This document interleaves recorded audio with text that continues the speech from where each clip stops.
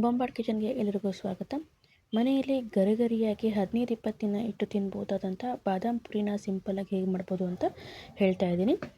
ನೋಡಿ, ಇಲ್ಲಿ ಫಸ್ಟು ಮೈದಾ ಹಿಟ್ಟು ತೊಗೊಂಡಿದ್ದೀನಿ. ಇಲ್ಲಿ ಜರಡಿ ಹಿಡಿದು ಮೈದಾ ಹಿಟ್ಟನ್ನು ತೊಗೊಂಡ್ರೆ ಬೆಟ್ರು. ನಂತರ ಇಲ್ಲಿ ನಾನು ಕಲರಿಗೋಸ್ಕರ ಅರಿಶಿನ ಪುಡಿನ ಹಾಕ್ತಾಯಿದ್ದೀನಿ. ನಿಮ್ಗೆ ಬೇಕಾದರೆ ನೀವು ಫುಡ್ ಕಲರ್ನ ಹಾಕ್ಕೋಬೋದು. ನಂತರ ಇಲ್ಲಿ ತುಪ್ಪ ಮೇನ್ ಇಂಪಾರ್ಟೆಂಟು. ತುಪ್ಪ ಹಾಕಿದ್ರೇ ಬಾದಾಮ್ ಪುರಿ ತುಂಬ ಚೆನ್ನಾಗಿ ಒಂದು ಫ್ಲೇವರ್ ಕೊಡುತ್ತೆ. ನಾನಿಲ್ಲಿ ಒಂದು 2-3 ಟೇಬಲ್ ಸ್ಪೂನ್ ಅಷ್ಟು ತುಪ್ಪನ ಹಾಕಿದ್ದೀನಿ. ಈಗ ಒಂದ್ಸರಿ ಹಿಟ್ಟೆಲ್ಲ ಚೆನ್ನಾಗಿ ಮಿಕ್ಸ್ ಮಾಡ್ಕೊಳ್ಳಿ. ಜೊತೆಗೆ ಸ್ವಲ್ಪ ಉಪ್ಪನ್ನು ಹಾಕಿಬಿಟ್ಟು ಈಗ ಸ್ವಲ್ಪನೇ ನೀರನ್ನು ಹಾಕಿಬಿಟ್ಟು ಚಪಾತಿ ಹಿಟ್ಟಿನ ಹದಕ್ಕೆ ಇದನ್ನು ನಾವು ಕಲಿಸ್ಕೋಬೇಕಾಗುತ್ತೆ. ನೋಡಿ, ಉಪ್ಪು ಹಾಕಿದ್ಮೇಲೆ ಒಂದು ಸಲ ಈ ರೀತಿ ಮಿಕ್ಸ್ ಮಾಡಿಕೊಂಡು ನಂತರ ನೀರನ್ನು ಹಾಕ್ತಾ ಚಪಾತಿ ಹಿಟ್ಟು ಹೇಗೆ ಕಲಿಸ್ತೀವೋ ಆ ರೀತಿಯಾಗಿ ಇದನ್ನು ನಾವು ಕಲಿಸ್ಕೋಬೇಕಾಗುತ್ತೆ. ಈ ರೀತಿ ನಾನಿಲ್ಲಿ ಒಂದು ಅರ್ಧ kg ಅಷ್ಟು ನಾನು ಮೈದಾ ಹಿಟ್ಟನ್ನು ತೊಗೊಂಡಿದ್ದೀನಿ. ಕೆಲವೊಬ್ಬರು ಗೋಧಿ ಹಿಟ್ಟನ್ನು ಸಹ ಅದನ್ನು ಮಾಡ್ತಾರೆ. ನಾನಿಲ್ಲಿ ಮೈದಾ ಹಿಟ್ಟಿಂದ ಮಾಡ್ತಾಯಿದ್ದೀನಿ. ನೋಡಿ, ಅರಿಶಿನ ಹಾಕಿರೋದ್ರಿಂದ ಈ ರೀತಿಯಾಗಿ ಕಲರ್ ಬಂದಿದೆ ಹಾಗೂ ಎಷ್ಟು ಮೆದುವಾಗಿ ಕಾಣ್ತಾನೆ ಇದೆ. ಈ ರೀತಿಯಾಗಿ ಕಲಿಸ್ಕೋಬೇಕು. ಇದು ಒಂದು 20-25 ನಿಮಿಷ ಇಟ್ಟು ಹೊರಗಡೆ ಇಟ್ಟರೆ ಚೆನ್ನಾಗಿರುತ್ತೆ. ನಂತರದಲ್ಲಿ ಒಂದು 20 ನಿಮಿಷ ಆಗಿದೆ. ನಂತರದಲ್ಲಿ ನಾನಿಲ್ಲಿ ಪಾಕ ರೆಡಿ ಮಾಡ್ಕೊಳ್ತಾ ಇದ್ದೀನಿ. ನೋಡಿ, ಈಗ 2 ಕಪ್ಪಷ್ಟು ಸಕ್ಕರೆ ಹಾಕಿದ್ದೀನಿ. 2 ಕಪ್ಪಿಗೆ 1 ಕಪ್ಪಷ್ಟು ನಾನು ನೀರನ್ನು ಹಾಕ್ತಾಯಿದ್ದೀನಿ. ನೀರು ಹಾಕಿ ಚೆನ್ನಾಗಿ ಕುದಿಸ್ಬೇಕು. ಈ ಪಾಕ ಹೇಗಿರಬೇಕು ಅಂದರೆ, ನಾವು ತುಂಬ ತೆಳ್ಳಗೆ ಪಾಕ ಮಾಡಿಬಿಟ್ರೆ ಏನಾಗುತ್ತೆ, ಬಾದಾಮ್ ಪುರಿ ಹೆಚ್ಚು ದಿವಸ ಇಡೋಕ್ಕಾಗೋದಿಲ್ಲ. ಯಾಕಂದರೆ ಅದು ಒಂಥರ ಸಾಫ್ಟಾಗಿ ಜ್ಯೂಸಿಯಾಗಿರುತ್ತೆ. ಅದರಿಂದ ಪಾಕ ತುಂಬ ಗಟ್ಟಿಯಾಗಿರಬೇಕು. ಜೊತೆಯಲ್ಲಿ ನೋಡಿ, ನಾನು 2 ಏಲಕ್ಕಿನ ಕುಟ್ಬಿಟ್ಟು ಹಾಕ್ತಾಯಿದ್ದೀನಿ. ಫ್ಲೇವರ್ ತುಂಬ ಚೆನ್ನಾಗಿರುತ್ತೆ, ಹಾಕ್ಕೊಳ್ಳಿ.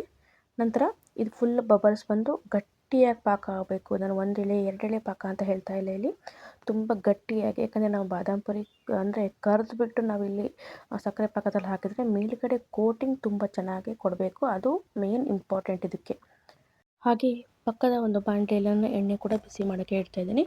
ಈಗ ಎಣ್ಣೆ ಕರೆದಾದ್ಮೇಲೆ ಡೈರೆಕ್ಟಾಗಿ ನಾವು ಇಲ್ಲಿ ಸಕ್ಕರೆ ಪಾಕದಲ್ಲಿ ಹಾಕಬೇಕು. ಹಾಕಲಿಲ್ಲ ನಡೆಯುತ್ತೆ. ಯಾಕಂದರೆ ಒಂದ್ಸರಿ ಕರೆದು ನಾವು ಇಟ್ಕೊಂಡು ನಂತರದಲ್ಲಿ ಒಟ್ಟಿನಲ್ಲಿ ಸಕ್ಕರೆ ಪಾಕ ಬಿಸಿ ಇರಬೇಕು ಅಷ್ಟೇ. ನೋಡಿ, ಜೊತೆಯಲ್ಲಿ ಎಣ್ಣೆ ಬಿಸಿ ಆಗ್ತಾಯಿದೆ, ಸಕ್ಕರೆ ಪಾಕ ಕೂಡ ಆಗ್ತಾಯಿದೆ. ಈಗ ನಾವು ಬಾದಾಮ್ ಪೂರಿನ ಲಟ್ಟಿಸ್ಕೊಳ್ಳೋಣ. ಯಾವ ರೀತಿ ಲಟ್ಟಿಸ್ಕೋಬೇಕು, ಯಾವ ಸೈಜ್ ಇರಬೇಕು, ತುಂಬ ದೊಡ್ಡ ಸೈಜ್ ಇರಬಾರ್ದು, ತುಂಬ ಸಣ್ಣ ಸೈಜ್ ಇರಬಾರ್ದು. ನಾವು ಏನು ಪೂರಿ ಲಟ್ಟಿಸ್ತೀವಲ್ಲ ಆ ಒಂದು ಅದಕ್ಕೆ ಉಂಡೆಗಳನ್ನು ಮಾಡ್ಕೋಬೇಕು. ನೋಡಿ, ಸಣ್ಣ ಉಂಡೆಗಳನ್ನು ಮಾಡಿಕೊಂಡು ಈ ರೀತಿ ಪ್ರೆಸ್ ಮಾಡಿ ಸ್ವಲ್ಪನೇ ಮೈದಾ ಹಿಟ್ಟನ್ನು ಹಾಕಿ ಇದನ್ನು ಉದ್ಕೋಬೇಕಾಗುತ್ತೆ. ಮೈದಾ ಹಿಟ್ಟು ಜಾಸ್ತಿ ಹಾಕಿದ್ವಿ ಅಂತ ಏನು ತೊಂದರೆ ಇಲ್ಲ. ನಂತರದಲ್ಲಿ ಇದನ್ನು ನಾವು ತೆಗಿಬೋದು. ಅಂದರೆ ಈ ರೀತಿ ಒರೆಸ್ಬಿಟ್ರೆ ಅದು ಮೈದಾ ಹಿಟ್ಟೆಲ್ಲ ಉಳಿದಿರೋ ಮೈದಾ ಹಿಟ್ಟು ಹೋಗುತ್ತೆ. ನೋಡಿ, ಈ ರೀತಿಯಾಗಿ ಲಟ್ಟಿಸ್ಕೊಂಡು ಇಟ್ಕೋಬೇಕಾಗುತ್ತೆ. ಲಟ್ಟಿಸ್ಬಿಟ್ಟು ನಂತರ ಇದನ್ನು ಯಾವ ರೀತಿ ಫೋಲ್ಡ್ ಮಾಡಬೇಕು ಅಂತ ಹೇಳಿದರೆ, ಮಧ್ಯದಲ್ಲಿ ನಾನು ತುಪ್ಪನ ಕೂಡ ಹಾಕ್ತೀನಿ ಇಲ್ಲಿ. ನೋಡಿ, ಈ ರೀತಿ ಲಟ್ಟಿಸಾದ್ಮೇಲೆ ಪೂರಿ ಒಂದು ಹದಕ್ಕಾದ್ಮೇಲೆ ಒಂದು 4-5 ಡ್ರಾಪ್ಸ್ ತುಪ್ಪನ ಹಾಕ್ಬಿಟ್ಟು ಈ ರೀತಿ ಸವರ್ಬಿಟ್ಟು ಇದನ್ನು 2 ಭಾಗಗಳಾಗಿ ಮುಡಿಸ್ಬೇಕು. ಈ ರೀತಿಯಾಗಿ ಮುಡಿಸಾಕ್ಬಿಟ್ಟು ಮತ್ತು ಈ ಅರ್ಧ ಭಾಗಕ್ಕೆ ಮತ್ತೆ ಒಂದು ಸ್ವಲ್ಪ ತುಪ್ಪನ ಹಾಕಿಬಿಟ್ಟು ನಾವು ಮುಡಿಸ್ಬೇಕಾಗುತ್ತೆ. ನೋಡಿ, ಈ ರೀತಿ ತುಪ್ಪನ ಹಾಕಿ ಇದು ಸವರ್ಬಿಟ್ಟು ಈ 2 ತುದಿಗಳನ್ನು ಚೆನ್ನಾಗಿ ನಾವು ಪ್ರೆಸ್ ಮಾಡ್ಕೋಬೇಕು. ಇಲ್ಲಾಂದರೆ ಏನಾಗುತ್ತೆ, ಎಣ್ಣೆಲಿ ಕರಿಯುವಾಗ ಅದು ಓಪನ್ ಆಗಿಬಿಟ್ರೆ ಒಂಥರ ಪೂರಿ ಥರ ಬಿಟ್ಕೊಂಡ್ಬಿಡುತ್ತೆ. ಅದರಿಂದ ನಮಗಿಲ್ಲಿ ಏನು ಪ್ರೆಸ್ ಮಾಡ್ತೀವಲ್ಲ ಎಡ್ಜಸ್ಸು ತುಂಬ ಇಂಪಾರ್ಟೆಂಟು. ಹಾಗೂ ಇಲ್ಲಿ ನೋಡಿ, ಪದರಗಳು ಕೂಡ ಚೆನ್ನಾಗಿ ಕಾಣ್ತಾ ಇದ್ದಾವೆ. ಈ ರೀತಿ ನಾನು ಸ್ವಲ್ಪ ಪೂರಿನ ಮಾಡ್ಕೊಂಡು ಇಟ್ಕೊಳ್ತೀನಿ. ನೋಡಿ, ಮತ್ತೊಂದು ಸರಿ ತೋರಿಸ್ತಾ ಇದ್ದೀನಿ. ಈ ರೀತಿಯಾಗಿ ಸಣ್ಣ ಉಂಡೆ ತೊಗೊಂಡು ಚೆನ್ನಾಗಿ ಇದನ್ನು ಲಟ್ಟಿಸ್ಕೋಬೇಕು. ನಾವು ಹೇಗೆ ಪೂರಿ ಲಟ್ಟಿಸ್ತೀವಲ್ಲ ಸೇಮ್ ಅದೇ ರೀತಿಯಾಗಿ ಲಟ್ಟಿಸ್ಕೋಬೇಕಾಗುತ್ತೆ. ಸ್ವಲ್ಪನೇ ಮೈದಾ ಹಿಟ್ಟನ್ನು ಹಾಕ್ಕೊಂಡು ಲಟ್ಟಿಸ್ಕೊಳ್ಳಿ. ನೋಡಿ, ಈ ರೀತಿ ನೀವು ಒಂದೇ ಸಲ ಲಟ್ಟಿಸ್ಕೊಂಡು ಇಟ್ಕೊಂಡು ಕೂಡ ಮಾಡ್ಕೋಬೋದು, ಏನು ತೊಂದರೆ ಇಲ್ಲ. ನಾನು ನಿಮಗೆ ತೋರ್ಸೋಕ್ಕೊಂಥರ ಈ ರೀತಿ ಮಾಡ್ತಾಯಿದ್ದೀನಿ. ನಾನು ಫಸ್ಟ್ ಎಲ್ಲ ಲಟ್ಟಿಸಿ ಇಟ್ಕೊಂಡ್ಬಿಟ್ಟು ನಂತರದಲ್ಲಿ ಕರೆದು ಸ್ವಲ್ಪ ಅದನ್ನು ಪ್ಲೇಟಲ್ಲಿ ತೆಗೆದಿಟ್ಟು ನಂತರದಲ್ಲಿ ನಾವು ಸಕ್ಕರೆ ಪಾಕದಲ್ಲಿ ಮುಳುಗಿಸ್ತೀನಿ. ನೋಡಿ, ಈ ರೀತಿ ಲಟ್ಟಿಸಾದ್ಮೇಲೆ ಈ ತುಪ್ಪನ ಈ ರೀತಿ ಟ್ರಾನ್ಸ್ಪರೆಂಟಾಗಿ ಕಾಣಬೇಕು, ತೆಳ್ಳಗೆ ಮಾಡಬೇಕು. ಹಾಗೆ ಬಾದಾಮ್ ಪುರಿ ತುಂಬ ಚೆನ್ನಾಗಿ ಬರುತ್ತೆ. ತುಂಬ ತೆಳ್ಳಗಿದ್ರೆ ತುಂಬ ಚೆನ್ನಾಗಿ ಬರುತ್ತೆ. ನೋಡಿ, ತುಪ್ಪನ ಹಾಕಿಬಿಟ್ಟು ಮಡಿಸ್ಬಿಟ್ಟು ಅರ್ಧ ಭಾಗಕ್ಕೆ ಮತ್ತೆ ತುಪ್ಪನ ಹಾಕಿಬಿಟ್ಟು ಮತ್ತೆ ಮಡಚಿ ಎಡ್ಜಸ್ನ ಚೆನ್ನಾಗಿ ಪ್ರೆಸ್ ಮಾಡಬೇಕಾಗುತ್ತೆ. ನೋಡಿ, ಈ ರೀತಿಯಾಗಿ ಪ್ರೆಸ್ ಮಾಡಬೇಕು. ಪ್ರೆಸ್ ಆದಮೇಲೆ ಮೇಲ್ಗಡೆ ಸ್ವಲ್ಪ ಈ ರೀತಿ ಲಟ್ಟಿಸ್ಕೋಬೇಕು. ಆವಾಗ ನಮಗೆ ಓಪನ್ ಆಗೋದಿಲ್ಲ, ತುಂಬ ಚೆನ್ನಾಗಿ ಬರುತ್ತೆ. ನೋಡಿ, ಈ ರೀತಿಯಾಗಿ ನಾನು ಲಟ್ಟಿಸ್ಕೊಂಡಿದ್ದೀನಿ. ಪದರ ಕೂಡ ಏನು ಪ್ರೆಸ್ ಆಗಿಲ್ಲ, ಅದೇ ರೀತಿಯಾಗಿ ಕಾಣ್ತಾ ಇದೆ ಅಲ್ವಾ. ಈ ರೀತಿ ಲಟ್ಟಿಸಿ ಇಟ್ಕೊಳ್ಳೋಣ. ಒಂದು ಸ್ವಲ್ಪ ಲಟ್ಟಿಸಿ ಇಟ್ಕೊಳ್ತೀನಿ. ನಂತರದಲ್ಲಿ ನೋಡಿ, ಪಾಕ ಕೂಡ ಈಗ ಗಟ್ಟಿಯಾಗಿದೆ, ಎಣ್ಣೆ ಕೂಡ ಕಾಯ್ತಾ ಇದೆ. ಪಾಕ ಯಾವ ರೀತಿ ಗಟ್ಟಿಯಾಗಬೇಕು ಅಂದರೆ ನೋಡಿ, ಅಕ್ಕಪಕ್ಕ ನಮಗೆ ಸಕ್ಕರೆ ಥರ ನಮಗೆ ನಿಂತ್ಕೋಬೇಕು. ಅಷ್ಟು ಗಟ್ಟಿಯಾಗಬೇಕು ಪಾಕ ನಮಗೆ. ಈ ತೆಳ್ಳಗಾದರೆ ಏನಾಗುತ್ತೆ, ಬಾದಾಮ್ ಪುರಿ ಅಷ್ಟು ಚೆನ್ನಾಗಿ ಬರೋದಿಲ್ಲ, ಬೇಗ ಹಾಳಾಗುತ್ತೆ, ಜಾಸ್ತಿ ದಿವಸ ಇಡೋಕ್ಕೆ ಬರೋದಿಲ್ಲ. ಪಾಕ ಎಷ್ಟು ಗಟ್ಟಿ ಇರುತ್ತೋ ಅಷ್ಟು ಒಳ್ಳೆಯದು. ಯಾಕಂದರೆ ಮೇನ್ ಇಂಪಾರ್ಟೆಂಟ್ ಇದಕ್ಕೆ ಪಾಕನೇ. ತುಂಬ ಗಟ್ಟಿಯಾಯಿತು ನಿಮಗೆ ಅಂತ ಪೂರ್ತಿ ಸಕ್ಕರೆ ಥರ ಆಗಿಬಿಡ್ತು ಅಂದರೆ ಸ್ವಲ್ಪ ನೀರನ್ನು ಮಿಕ್ಸ್ ಮಾಡ್ಕೊಳ್ಳಿ. ನೋಡಿ ಈ ರೀತಿ ನಿಂತ್ಕೋಬೇಕು ಅಕ್ಕಪಕ್ಕ ನಮಗೆ ಸಕ್ಕರೆ ಥರ. ಇವಾಗ ಗ್ಯಾಸ್ನ ಆಫ್ ಮಾಡ್ಕೊಂಡಿದ್ದೀನಿ ನಾನು.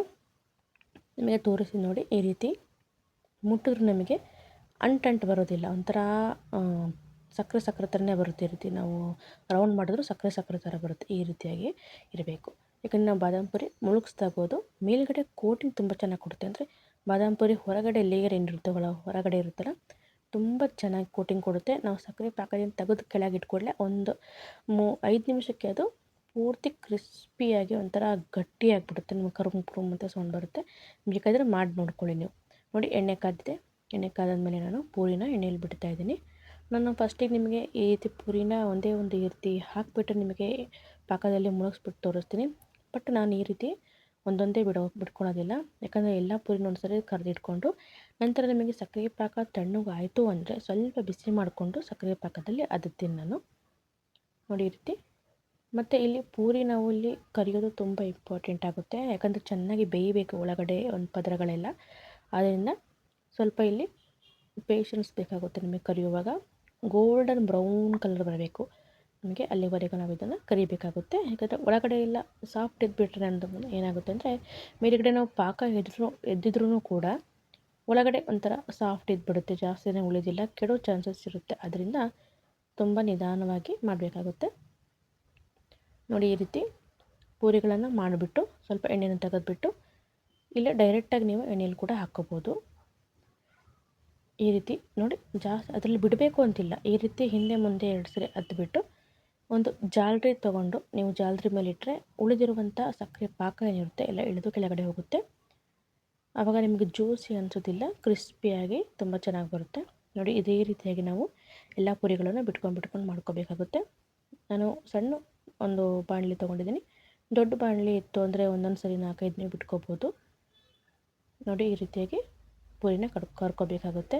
ನೋಡಿ ಎಡ್ಜಸ್ನ ಚೆನ್ನಾಗಿ ನಾವು ಪ್ರೆಸ್ ಮಾಡಿಲ್ಲ ಅಂದರೆ ಓಪನ್ ಆಗಿಬಿಡ್ತವೆ ಆಚೆ ಈಚೆ. ನೋಡಿ ಸ್ವಲ್ಪ ಓಪನ್ ಆದಂಗೆ ಕಾಣುತ್ತೆ, ನಿಮ್ಗೆ ಕಾಣ್ತಾ ಇರ್ಬೋದು.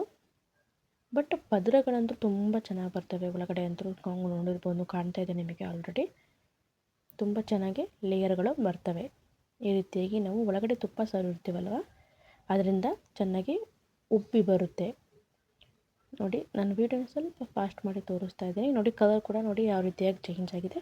ಒಂಥರ ಬ್ರೌನ್ ಕಲರ್ ಬರಬೇಕು, ಅಲ್ಲಿವರೆಗೆ ನಾವು ಇದನ್ನು ಫ್ರೈ ಮಾಡ್ಕೋಬೇಕು. ಈ ರೀತಿಯಾಗಿ ಈಗ ಫ್ರೈ ಆಗಿದೆ.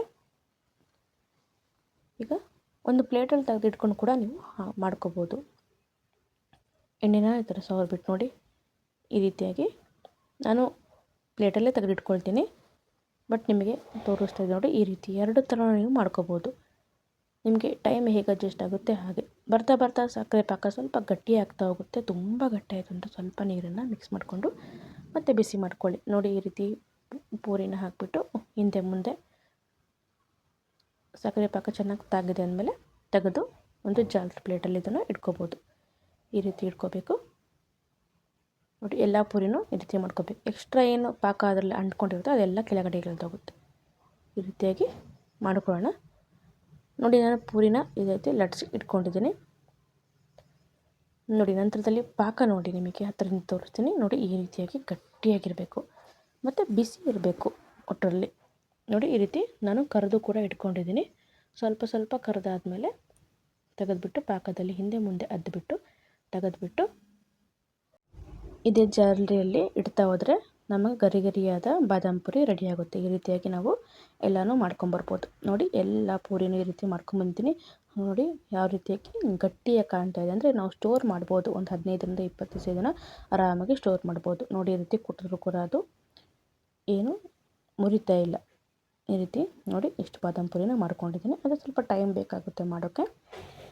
ನೋಡಿ ಈ ರೀತಿ ರೆಡಿಯಾಗಿದೆ. ಒಂದು ನಿಮಗೆ ಮುರಿದು ಕೂಡ ತೋರಿಸ್ತೀನಿ ಹೇಗಾಗಿದೆ ಅಂತ. ನಿಮಗೆ ಕಲರ್ ಸ್ವಲ್ಪ ಇದ್ರಲ್ಲಿ ಚೇಂಜ್ ಕಾಣ್ತಾ ಇರ್ಬೋದು, ಯಾಕಂದರೆ ಲೈಟಿಂಗ್ ಸರಿ ಇಲ್ಲ. ಅದರಿಂದ ನೋಡಿ ಕಟಕಟ ಅಂತ ಸೌಂಡ್ ಬರ್ತಾ ಇದೆ. ನೋಡಿ ಯಾವ ರೀತಿಯಾಗಿ ಗಟ್ಟಿಗಾಗಿದೆ. ಈಗ ಗರಿಗರಿಯಾದ ಬಾದಾಮ್ ಪುರಿ ರೆಡಿಯಾಗಿದೆ. ಯಾರೆಲ್ಲ ನಮ್ಮ ಚಾನಲ್ನ ಫಸ್ಟ್ ಟೈಮ್ ನೋಡ್ತಾ ಇದ್ದರೆ ಸಬ್ಸ್ಕ್ರೈಬ್ ಮಾಡ್ಕೊಂಡು ಲೈಕ್ ಮತ್ತು ಶೇರ್ ಮಾಡಿ. Thank you, bye.